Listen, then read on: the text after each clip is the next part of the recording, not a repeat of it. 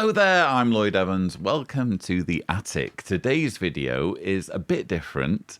Recently, when going through some of my old belongings, I stumbled across multiple photograph albums and inevitably I started going down the rabbit hole of looking at these photographs and remembering years gone by, specifically the years when I was one of Jehovah's Witnesses. And I thought it might be interesting for my viewers to look at some of these photographs together. Now, I'm not obviously going to show you all of the photographs in this particular album. And again, I found several albums.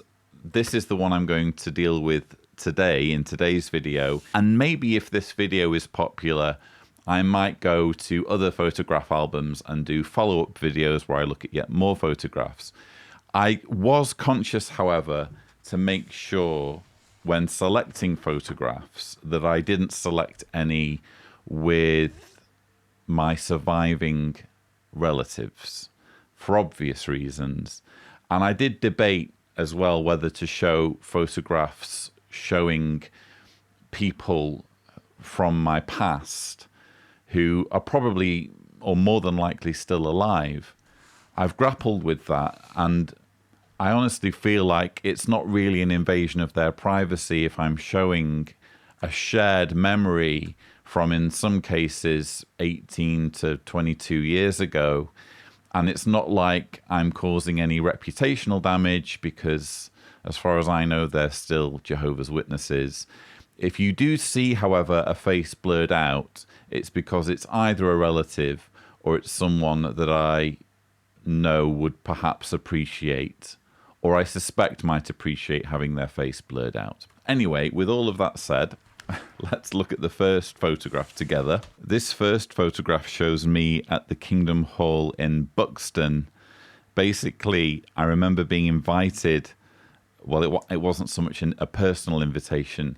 Our congregation in Wilmslow had an announcement where they said, if you're interested in working rural territory and supporting the Buxton congregation with its massive territory across the Peak District, then they'd really appreciate members of our congregation to go along. So I did, and you can see there my packed lunch in a red Coca-Cola bag. And there I am in my yellow tie and my purplish blue shirt. And we're just having lunch, I guess, a lunch break on a long day of preaching. And the guy in the doorway, whose wife is kind of leaning across him, I remember him being responsible for me ending up on the chairman's office at the convention, because he at the time was working on the chairman's office for our local, we used to call them district convention, now they call them regional conventions.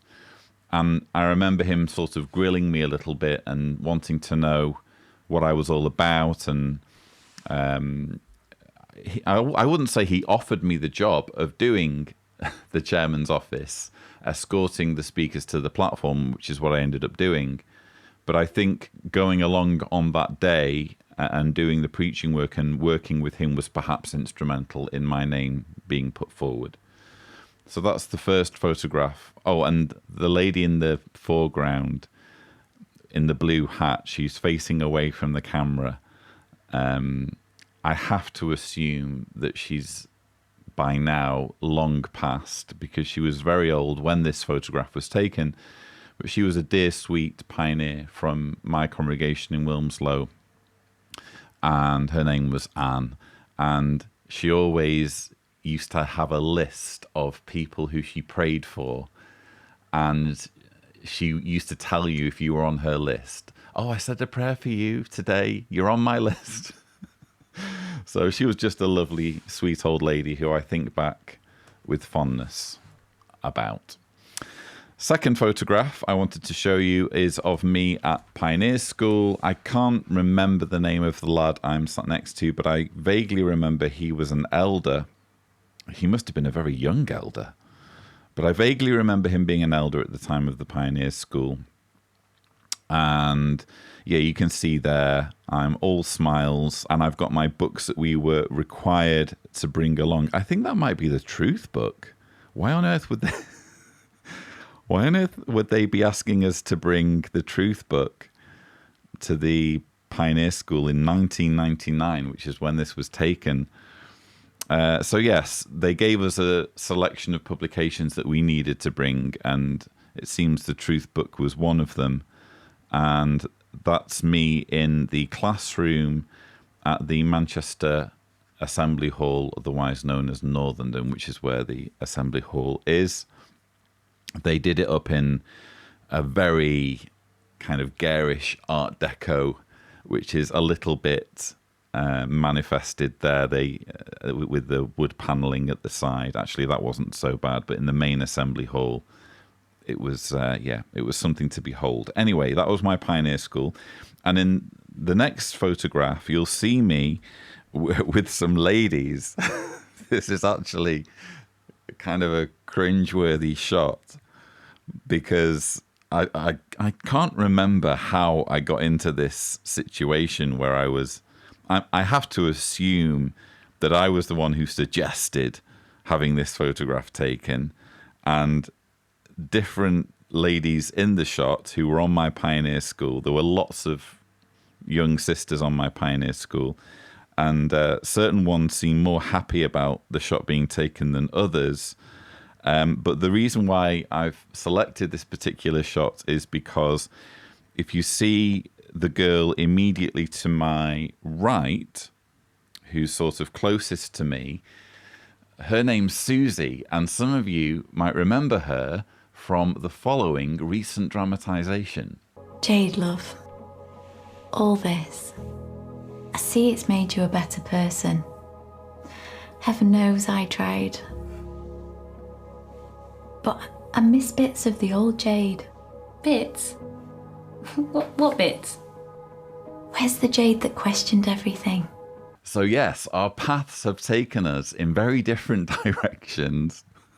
Two people in the same Pioneer School, one of whom is now running an ex-Jehovah's Witness YouTube channel, and the other portraying a character in a Jehovah's Witness official propaganda video that's reminding Jehovah's Witnesses essentially of the need to resist apostates. I know she plays Jade's mother, and her whole thing is trying to shake Jade into reality. But ultimately, I think in the dramatization, she ends up yielding to Jade's stubbornness and at least making noises that she's interested in joining. So yes, that's Susie. The next photograph is of me looking very serious in my car. I think this looks like it was a Vauxhall Cavalier. And I'm in the process of doing preaching. I'm assuming this is return visit. So someone's taken a picture of me when I'm doing my return visits. And I'm not looking all that happy, am I? Next picture. This is me stood outside the house where I used to live. In fact, my childhood home. So the window, the small window immediately kind of at the top of the photograph in the center of the frame, that was my old bedroom window. And you can see me stood outside the front door in the snow with my satchel, my preaching bag around my shoulder, and I'm wearing a scarf and I'm wearing a winter coat. And I thought this was an interesting shot, not just to show you sort of the house where I grew up, where I was raised, but also just to demonstrate the fact that when you're preaching, you have to do it in all weathers. You know, it doesn't matter how awful the weather is, how cold it is. When you need to get your quota of hours in as a pioneer, which I was at the time, I would have been tasked with doing 70 hours per month. When I first started pioneering, it was 90. And then a few months later, it switched to 70. And now, of course, it's 50. But yeah, all weathers, you need to do the preaching work. So, next photograph. And this is a photograph of me at the British Museum. And I am beaming next to, as I recall, some wall reliefs that were taken from the site of Nineveh. I could be wrong. If I'm wrong, we'll put a caption. But I think these are Assyrian wall reliefs. And obviously I'm beaming there because I'm, I guess, happy looking at, you know, interesting artifacts, but also artifacts that are related in some way, as I saw it then, to my faith as a Jehovah's Witness. Interesting, on this particular trip, my friend and I, because I went with another Jehovah's Witness friend, and we tried tagging along to one of the tours that Jehovah's Witnesses do around the British Museum, where they try to put a Jehovah's Witness spin on various artifacts at the museum. And we tried to include ourselves in this tour, but they refused to let us join, even though we were Jehovah's Witnesses, because we were wearing jeans. And they said, you need to dress for our tour as though you're going to a meeting.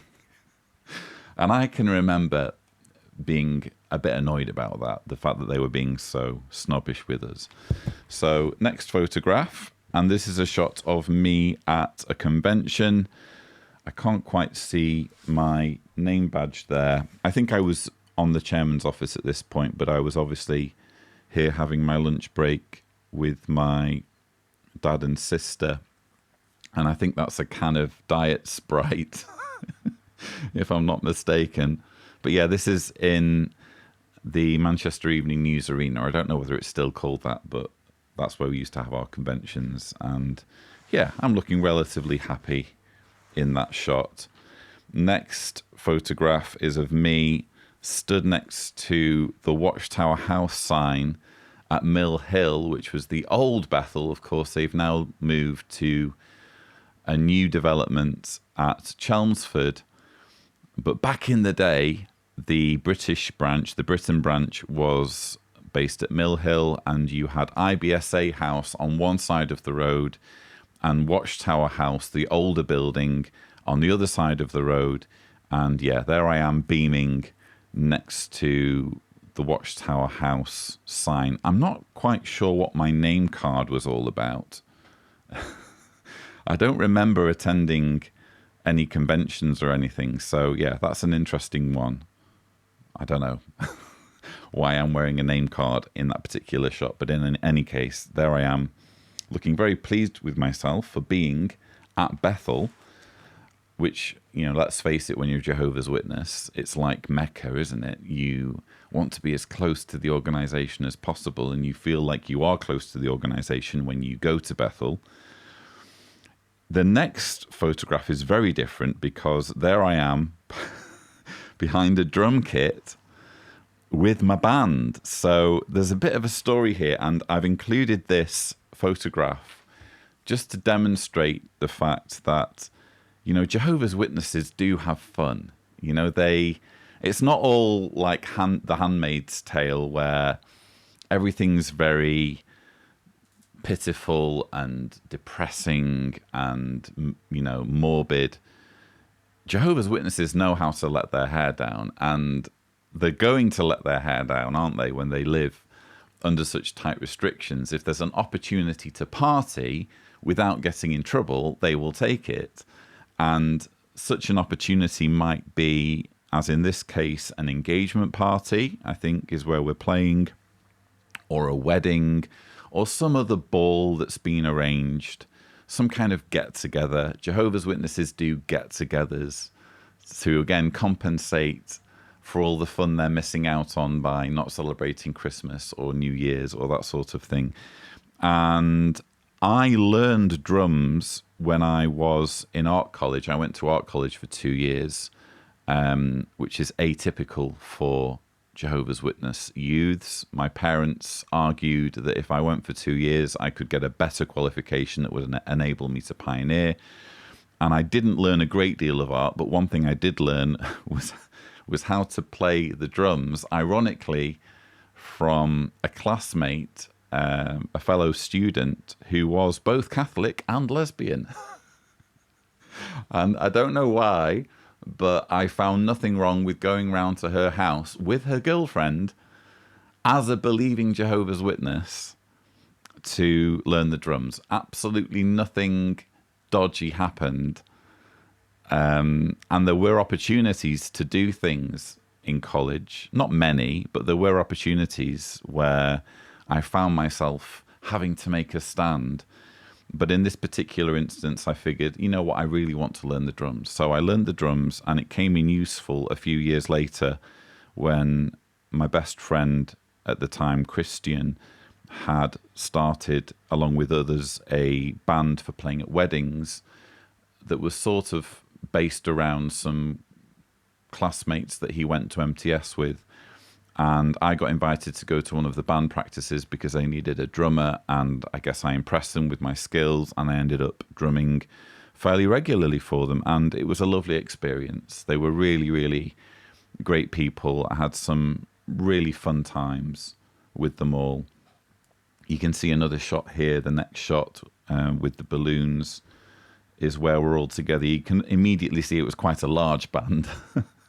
So we had, you know, obviously lead singer, backing singers, rhythm guitar, lead guitar, piano, keyboard, you name it. And yeah, it was a lot of fun, and we went on a lot of adventures together. And again, I have only fond memories from that time, to be honest with you. The next photograph I wanted to share was this one, and it's just me with my car. Actually, this was my mum's car right up until she died, and after she died it became my dad's car. And for some reason, even though I was pioneering at the time, instead of just giving me the car, Dad had me borrow it, which involved, I had to write out my mileage in a little book. Every time I got in the car, I had to write down the mileage. And then when I got out of the car, I had to write down the mileage. And we used to calculate how much I owed in fuel. That's how Dad decided to do things. Thank you. And you can just about see to the right of the shot, there's my mate who I've gone to London with. And we've parked right in the centre of London at Embankment. And I was quite naive at the time about how to get parking tickets. I think I might have even got a ticket for parking there.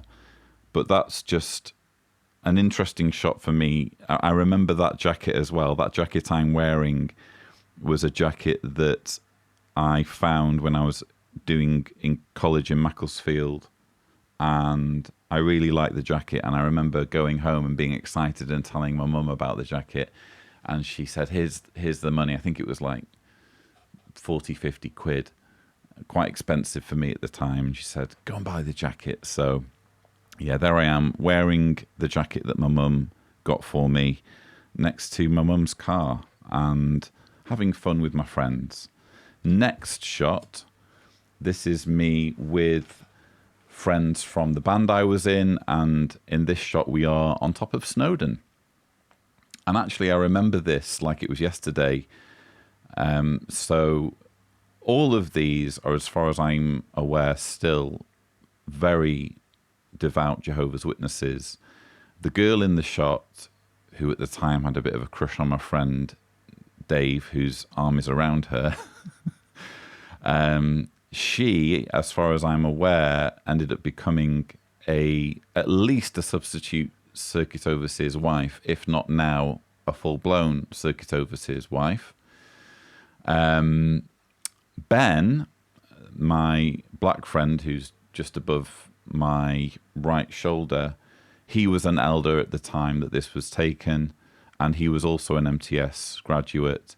And my friend Christian, who is on the left in the green jacket, he's definitely still a Jehovah's Witness, or at least was as of 2019, which was the last time I saw him. Bit of a long story, but I attended his Kingdom Hall in Warsaw where he goes to the English-speaking congregation, and we had a bit of an awkward encounter.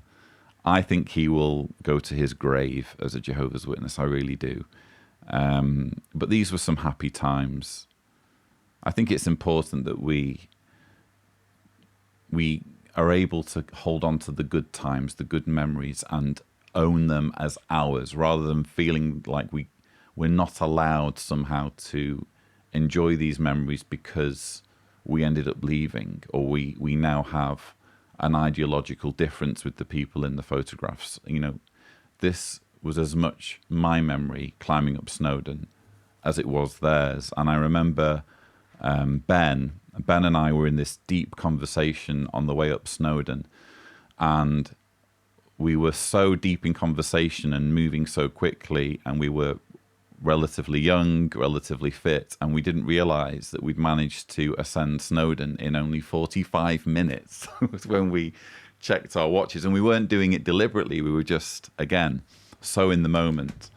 And yeah, that was the time I climbed Snowdon in 45 minutes with my friends. Next photograph is of me in the chairman's office at the convention at the Manchester Evening News Arena. I won't name all of the people. I've already named Christian, who at the time was my best friend. He ended up being my best man. He's in the far right of the shot. The shorter guy next to him, I can't quite remember his name, but I used to call him Kuriakin because he reminded me of the character from The Man from U.N.C.L.E. And the whole job of being on the chairman's office and escorting speakers to the platform felt very kind of secret agency. It felt like we were doing something ultra special, you know? One of our jobs when we first arrived at the convention was to check the route to the platform and make sure there was nothing suspicious. There were no suspicious people. There were no suspicious objects. To speak to the attendants.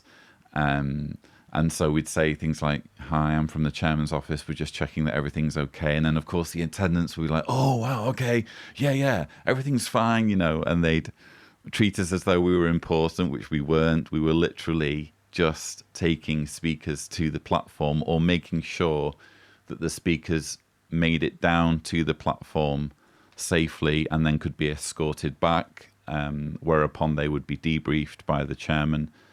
And yeah, this is me enjoying what I guess was a bit of a cushy role, or at least they kept reminding us of what a privilege it was to be doing this particular job.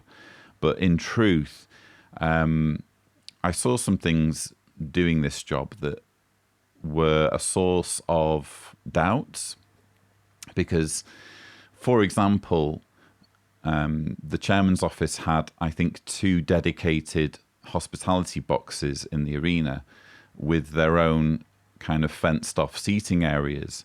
And they would allow people who'd served on the chairman's office in previous conventions, even though they were no longer doing the job, they would allow them to sit in this fenced off area as almost kind of a legacy privilege that they had. Oh, you get to sit in the exclusive seating area rather than sitting with the ordinary rank and file witnesses because you once did the job that we're now doing. And thinking about it, I remember thinking at the time, that feels wrong because either you have a privilege or you don't. If you have a privilege, then okay, maybe you need the hospitality box and the seating is going to be helpful maybe for you and your family. But if you no longer have the privilege, what makes you special? Why aren't you kind of mixing in with everyone else? Why aren't you like everyone else? Why are you being treated differently based purely on a job, a relatively easy job that you've done in previous years? So yeah, that was interesting. Moving on to the next photograph, you can see me here with Mike Parsons, who at least at the time was a circus overseer. Maybe he is still a circuit overseer. Viewers, let me know in the comments below if Mike Parsons is still a circuit overseer. He was very much a family friend. He was from the Northeast and spoke with a very distinctive Northeast accent. He exuded a very humble and unassuming attitude when he was giving his talks and when he was speaking to you. Both of us were massive Star Wars fans, so quite often when we worked together during his visits, we'd end up talking about Star Wars. And I remember at the time, it was the time that the prequels were coming out, and we used to talk about the prequels and that kind of thing. And Mike Parsons was such a family friend that he ended up giving my mother's funeral talk. So he's one of the ones where I sometimes think, what became of him? And also, whenever I think back on circuit overseers I was close to, because there was him and there was another circuit overseer, Paul Whiteman, who I remember developing quite a fondness for. And now when I think back to those circuit overseers and others, knowing what I know now about the organization's cover-up of child sexual abuse, and the fact that these men, over the course of their service of the organization, will have, by the point I knew them, have visited hundreds of congregations. You know, to what extent were they in the know about how much abuse was going on, and to what extent were they personally involved in the cover-up of abuse? So that still plays on my mind a little bit, if I'm honest, even though I have very fond memories of Mike Parsons and his wife, Christine, I think her name was. Next photograph. Here I am again with my bandmates, and it looks like we've either just done a gig or we're just about to do a gig, but you can see I'm wearing my Animal t-shirt because I'm the mad drummer. Yeah, I guess music was a really important way at that time for me to just have some kind of outlet creatively. You know, this is long before I got into making YouTube videos or filmmaking or anything like that. And I found playing music, whether it was covers with a wedding band, as in this case, or whether it was writing my own songs, I found it a really important creative outlet that had absolutely nothing to do really with Jehovah's Witnesses, with religion. And it just allowed me to get stuff off my chest. And, you know, even just banging the drums, you know, you can get rid of a lot of frustration just hitting drums very loudly. So I think that creative side, that musical side, has always stayed with me. And I don't mind saying, since I've moved to Zagreb recently, and I'm now living on my own, I derive an awful lot of catharsis from getting reacquainted with my musical side, from writing songs again. Thumbnail here, if Tibor is gracious, to a song I wrote recently about my atheism. It really is a magical thing to just reconnect with this musical side. And yeah, it's definitely been a healing experience. Next photograph, speaking of me doing music, this is me in a barn in, I think it was Lytham St Anne's. I had some friends there. This was actually a Jar Jira property. So this was like the care home that exclusively cared for elderly Jehovah's Witnesses. And it was a little bit dodgy because they somehow managed to make it so that congregations were pledging from funds donated at the Kingdom Hall to send money to what was essentially a company every year. And I can remember one year as account servant questioning this practice. I was like 21 years old doing the accounts. And I remember saying, you know, is it really ethical for us to be sending the brothers money to a company every month? And this older elder who clearly, was going to benefit from this arrangement in the not too distant future, he really gave me a tongue lashing. But yeah, this is obviously where I'm performing here isn't actually in the care home. This is in one of the outbuildings, or in the barn, which is what we called it. And some friends of mine were helping me record my songs. So this is basically when I started writing songs way back then. I would have been 21, 22 at the time this was taken. And again, it was just a really useful outlet creatively for me at that time. Next photograph is of me and some friends in fancy dress. Now, fancy dress was a bit of a grey area. I can remember sitting through some local needs talks in some congregations where fancy dress was a huge no-no. But then in other congregations where they perhaps had more lenient elders, it was totally fine. And this particular fancy dress, I remember even my dad attending, and he is and was an elder. There I am dressed as my hero, Indiana Jones. And I'm with my two friends, one who's dressed as Zorro, the other dressed as Darth Maul. And again, it hopefully just gives you a flavor of what being a Jehovah's Witness was all about. It wasn't all being bored and miserable and trudging around people's doors and sitting in kingdom halls and doing Bible study. There was an awful lot of that. There was way too much of that. But there was also fun and partying and smiles, You always find a way to have fun. If you're in a jail cell, you're going to find something you can do that's just going to lift you out of that situation, at least in your mind.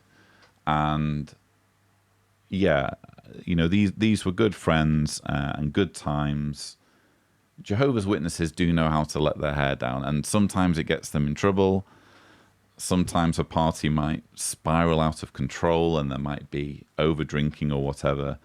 I don't think I ended up in any of those situations. I tended to hang around with fairly reputable witnesses, and the parties I got invited to, as far as I'm aware, passed off without a hitch.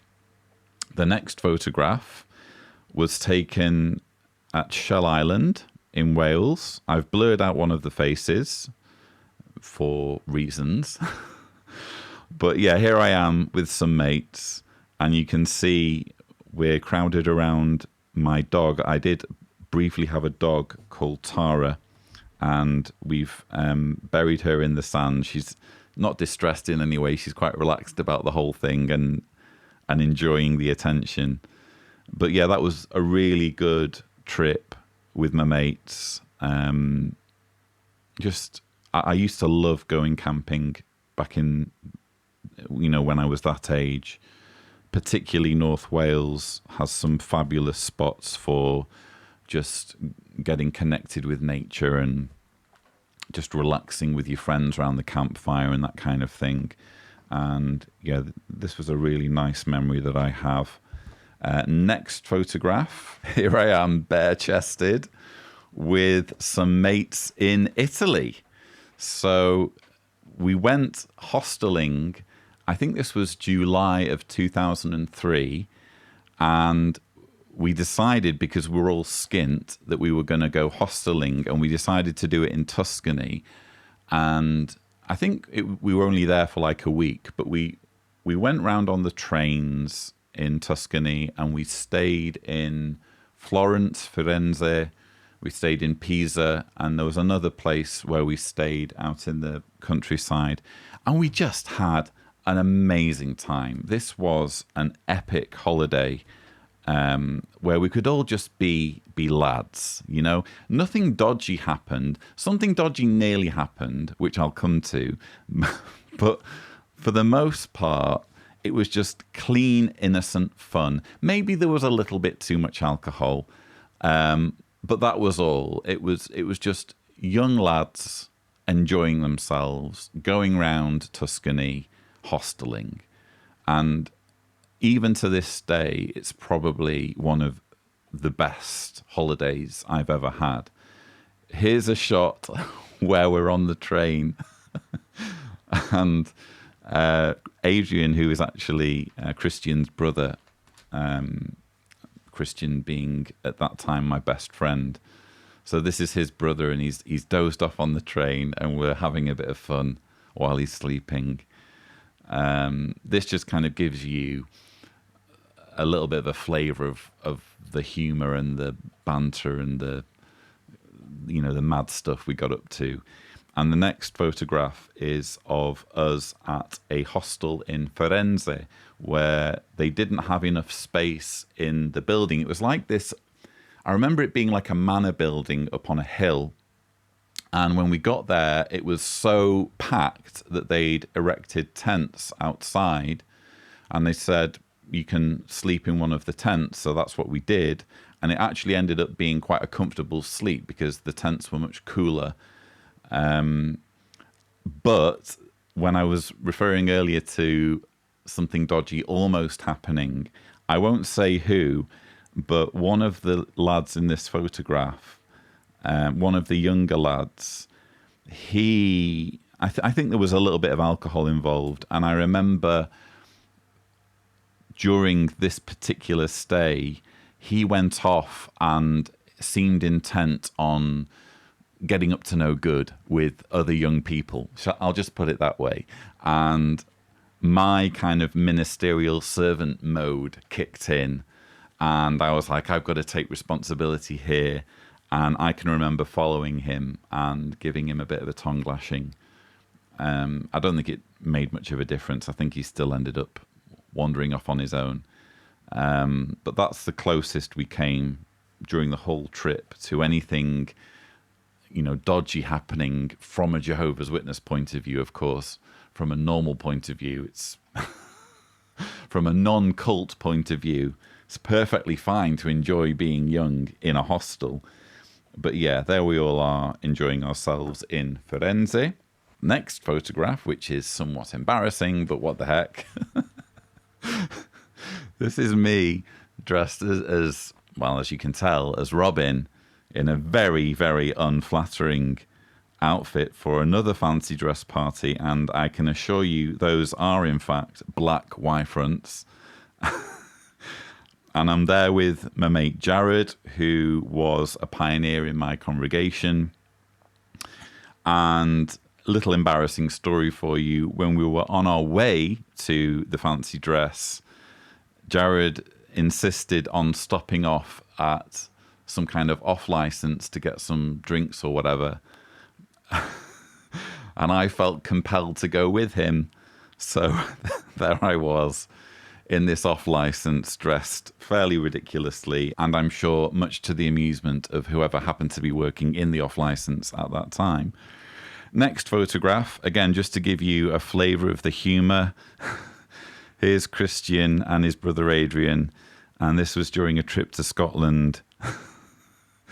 And yeah, this was a fun holiday, and we had a bit of fun with the name of the local Scottish village near where we were staying. Next photograph, here I am again with my bandmates, with Ben and with Dave. I think Dave ended up moving to America, but he and I were quite close. We used to do lots of preaching together. He was very involved in the foreign language, and Dave is the one on the far right of the shot, by the way.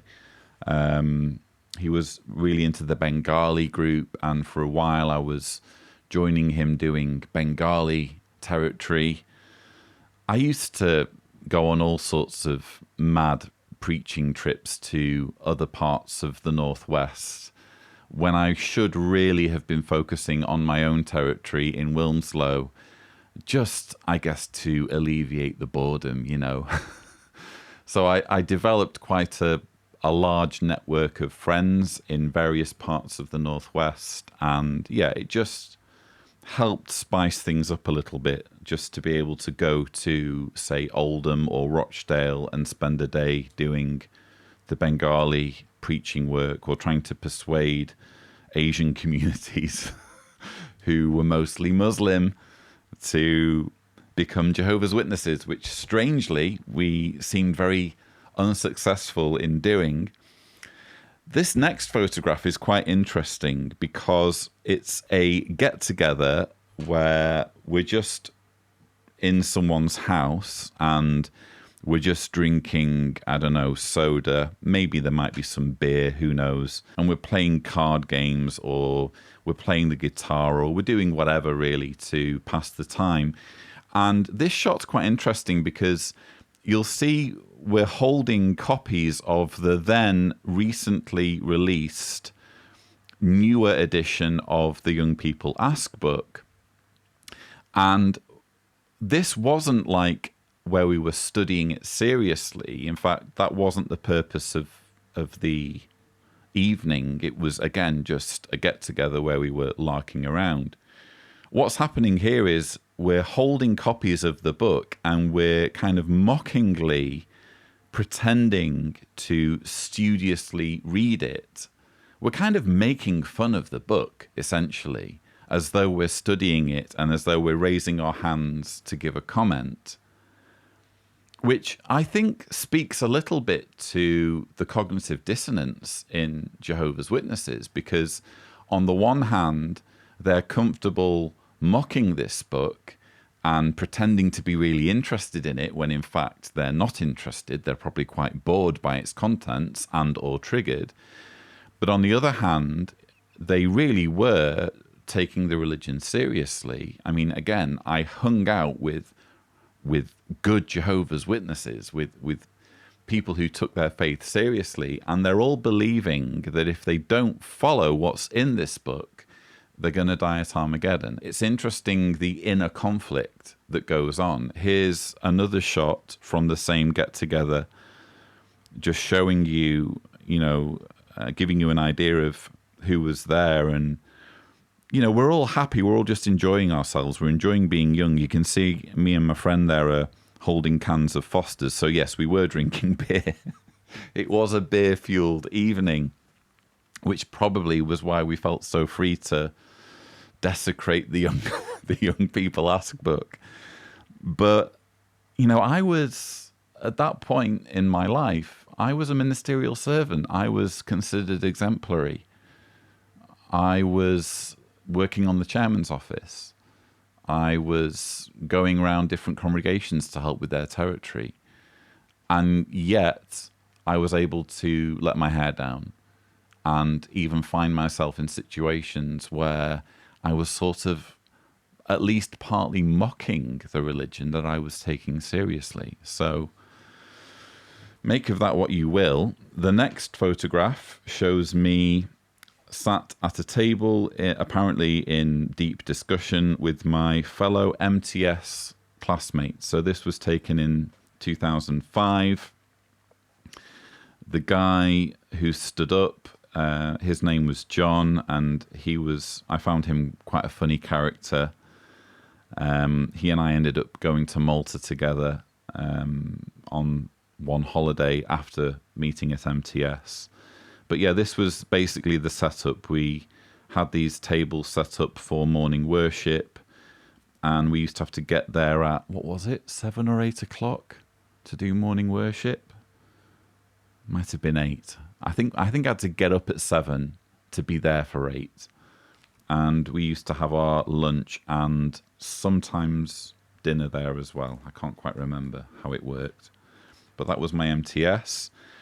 The next photograph is interesting because it's another photograph showing me right next to someone who has since featured in Jehovah's Witness propaganda. Thanks for your help. No problem. Jake, back in the hall, I know you were just expressing concern, but here's something to consider. This principle is one of my favorites. It's found in Proverbs chapter 18 and verse 17. So yes, this is Stephen Papps, who is on the Britain branch committee, and he showed up for my MTS graduation at Dudley Assembly Hall in June 2005. You can see me there proudly holding my MTS diploma, which I still have. And I remember Stephen being quite nice, quite easy to talk to. At one point, we were having a bit of a conversation about which are the best Bible translations other than the New World Translation in terms of readability. So that's what we were talking about at one point. But he seemed like a really nice chap. And again, it was very interesting in, you know, the recent video where he appeared to see him being used by the organization. He is, again, I'll be honest, someone who should be of interest to the police because he's on the Britain Branch Committee. And when you're at that level of the organization, I think he's either worked on or still works on the service department for the Britain Branch as well. When you're at that level and you see that much of what goes on and you become personally involved in crimes against children getting swept under the rug so the police can't get involved, I'm sorry, you know, you're culpable.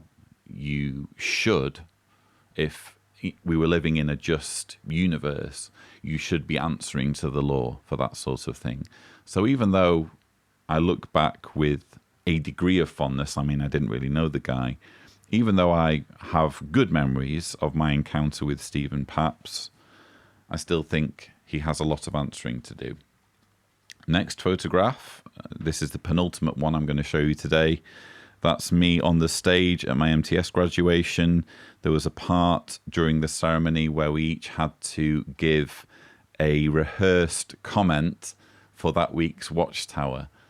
So we had to write out like a perfect answer to a given paragraph. And then we had a rehearsal for the item before the graduation. And then we had the graduation itself. So it was all very, very rehearsed. Nothing spontaneous or really heartfelt about it. You just had to write a comment that you thought would wow people, that was somehow profound. And yeah, you had to give it in front of the audience at the graduation. And the final photograph I wanted to show you is of me accepting my diploma, my MTS diploma.